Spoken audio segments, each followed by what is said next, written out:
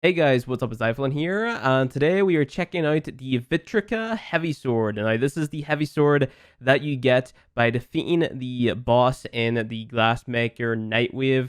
That boss was pretty easy. All you have to do is dodge his attacks. Like whenever he's going to use his sword, either jump away or jump over his sword, and then slide around to dodge the projectiles that he shoots from his forehead.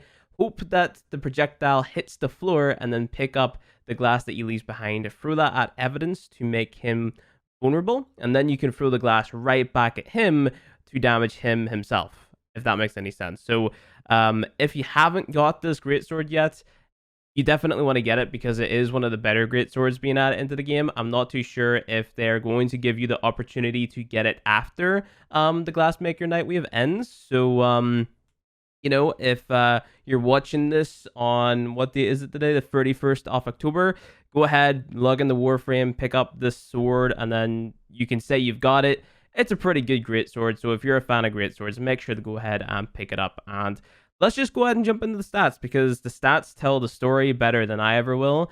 If we go to my config B here, we can see that this weapon has a 0.833 attack speed base.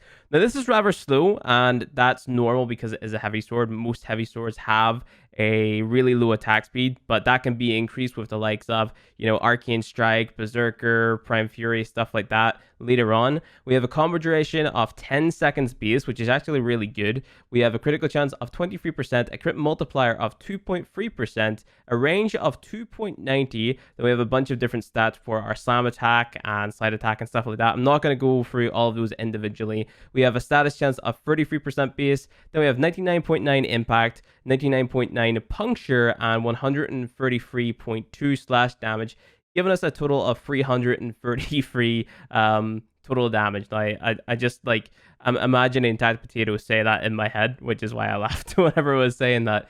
But yeah, so this is a really good sword, and to be completely honest, you don't even have to put any forma on it either. This is the build that I like to run. This is just like your standard meta build with melee nowadays, unless you're going for a heavy attack build.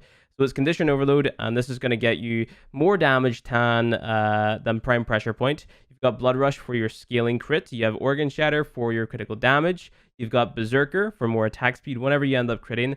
Drifting Contact for more combo duration, although it's up for debate whether or not this is needed with this weapon, and of course Narmon. But I like to run it just for the more consistent status procs for our Condition Overload procking.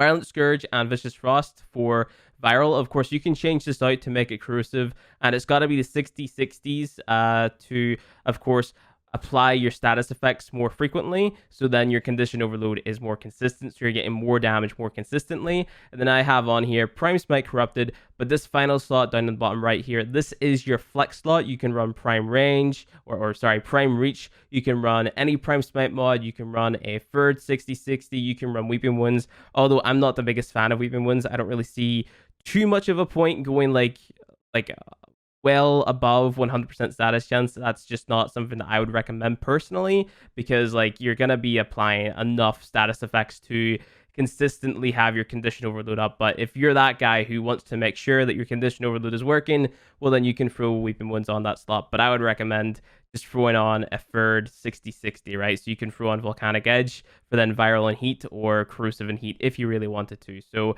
this weapon is really cool, and it also has a gimmick to it where if you are in the air and you're blocking and then you melee a few times, it's going to shoot out like a little glass shard, which is going to crowd control the enemies. It's all right, but not something that I would use a ton, of course. And it's not really comparable to the likes of the Cronin Prime, for example, which is everybody's go-to melee weapon at the minute. But within the heavy sword category, it definitely is a must-have, especially because it's primarily slash damage, and it's just one of the better heavy swords in the game now, really. So, yeah. Let's just go ahead and try this out without Arcane Strike to begin with, because I want to show you guys how slow this thing is. So, this is with no attack speed buffs whatsoever, but you'll realize whenever we start meleeing enemies, it gets a lot faster. What stance mod do I have on this? I believe I have Cleaving Whirlwind on. The choice of stance mod is entirely up to you. I like Cleaving Whirlwind for dealing damage to enemies just around me, like AoE damage basically. but then I prefer Temple Royale if I'm wanting to focus in on like VIP targets, right? Because you can sort of focus in on one enemy more with Temple Royale compared to Cleveland Whirlwind. Cleveland Whirlwind is more about hitting multiple enemies around you, so it's really up to you which one of those you want to use, right? So what I'm going to do is I'm going to swap out my Virulent Scourge for... sorry, not my Virulent Scourge, my Fish's Frost for Voltaic Strike, simply because most people will probably be running Corrosive. And then we're going to go ahead and keep on Prime Smite Corrupted. I'm going to spawn in level 175 Corrupted Heavy Gunners. They are going to be standing still, but I've been told by multiple people now that you don't have to unpause the enemies to take away the stealth bonus now in the Simulacrum. So we're not going to unpause them. We're just going to let them stand still, and it should accurately represent how this weapon would perform if you were just fighting level 175 enemies without any attack speed buffs, just with this one single build that I have. Now, I will note, I've seen a few videos covering this weapon where people are getting like insane red crits. With this build, you're not going to get those insane red crits unless you have something outside of the build itself buffing up your crit chance, right? So, for example, a Smita Kavat, or a Darza Kavat, stuff like that. So you'll see that we get into orange crit territory, and we're still able to kill these enemies quite fast. So I have got Cleveland Whirlwind on here, so we can spin about 5 times, I think, and then we stun or we stagger. So I'm just going to do 5 spins, and I'm going to stop. But you see that we are actually dealing decent damage to these level 175 Corrupted Heavy Gunners. Like, keep that in mind. These guys are level 175, so, you know, if you're the type of person who just logs into Warframe to do your daily content, this build is going to be more than good, right? Because if we test it versus level 110 enemies, like, it's just going to melt through them, basically, right? It's just like these level 175, they've got bonus armor, they've got bonus health, they just have more effective HP overall. So, you know, and on top of that, like, I'm not being 110% great with the timing on the we're canceling the stagger, right? I'm not canceling the stagger well, so, you know, it's not completely representative of how effective this weapon can be. It's just like, here is the damage, and of course you have some pretty nice slash procs going on in the background as well, which you can increase the amount of damage that you're dealing with those slash procs if you were to run the likes of Viral and then proc Viral consistently. But in that case, you wouldn't be stripping away the armor from these enemies, right? So let's say you're somebody who doesn't want to go ahead and farm up a, a Prime Smite Corrupted or Prime Smite for every single faction in the game, and you just want the build that you can get today, right? The build that you can get today would look a little bit like this, where you run your free elements, you've got your corrosive, and you've got your fire, and that is pretty much it. And this is like the build that you want to shoot for as a newer player, and then, you know, your prime smite mods can come later when you've invested a lot more time into the game.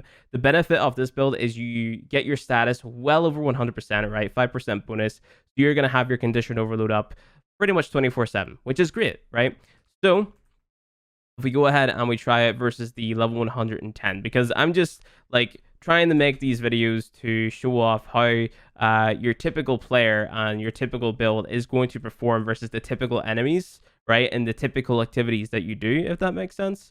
So these are level 110, and as you can see, this build is more than adequate for killing level 110 corrupted heavy gunners, right? Some of these enemies, or these enemies, have some of the highest health values in the game. So these and corrupted bombards are basically some of the most tanky enemies in the game, right? So if you can kill these enemies pretty quickly, you're pretty much good to go, right? Now, there's the damage over time coming from the that was heat damage, I think, that was doing that. I didn't take a look at the procs, but I was going to assume that it was slash. But you know, you kill enemies very fast, especially the higher you get your combo, because keep in mind, we've got drifting contact on here. So we have basically a 20-second combo duration. So if you can get your combo to 12, you're going to be dealing a ton of damage, right? Look at how much damage we deal per swing now. And this is just with your free elemental build, right? So this build is more than adequate for doing your daily content within Warframe. You know, your sorties, your Kuva survival, stuff like that. And as long as you're not trying to do some sort of endurance run, this will be the build that you want to shoot for. If you're trying to do something like an endurance run, you want to have your Prime Smite mods, you know, because your Prime Smite mods are going to be what separate the boys from the men in terms of damage, because your Prime Smite mods basically give you 2.4 times bonus damage. It's the same case with the Prime Beam mods. You know, you have your Hunt Munitions, Beam build, stuff like that. It's the same thing for melee, basically, except you don't have the likes of Hunter Munitions, and you're just relying on the weapon itself to be applying a ton of slash procs if it's like predominantly slash damage, right? So the other thing you can do is, of course, have on primed reach, which is what I would recommend if you were just that typical player. You can go ahead and shoot for prime reach. You don't necessarily have to shoot for your prime smite mods or anything like that, because that might be out of reach for a lot of players. This here just makes it so you can hit way more enemies, right? And then what you can do is you can incorporate stuff like maybe you have Arcane Strike, or you can use a Warframe ability, and you'll see that like you can just buff up the DPS of this weapon by buffing up your attack speed. So literally any Warframe that you have that can buff up attack speed, or even if you take like Warcry from Valkyr and put it on any frame in the game, you can use that to buff up your attack speed and buff up the DPS of the weapons that you're using, right? So this weapon is really good. It's really insane. You can run either Viral and Heat, Corrosive and Heat, or Corrosive and a Prime Smite, or Viral and a Prime Smite. Viral and a Prime Smite is what I would usually run if I'm doing like a really long run, you know, like an endurance run. But then for just general play, Corrosive and a Smite, or Corrosive and Fire, or Corrosive and Prime Reach, none of these mods change. That would be what I would be running, right? And then that's basically it. So this weapon's really good. If you have the chance, go ahead and pick it up. But if you don't happen to get it, don't worry too much, because there are better melee weapons in the game. I'm not trying to tell you guys that this is the best melee weapon in the game. I'm just trying to say that this is a really good heavy sword, and pick it up if you can. But anyway, guys, that is going to be it for this video. Like the video if you liked it, dislike if you disliked it, subscribe for more Warframe content, and I will see you guys in the next video.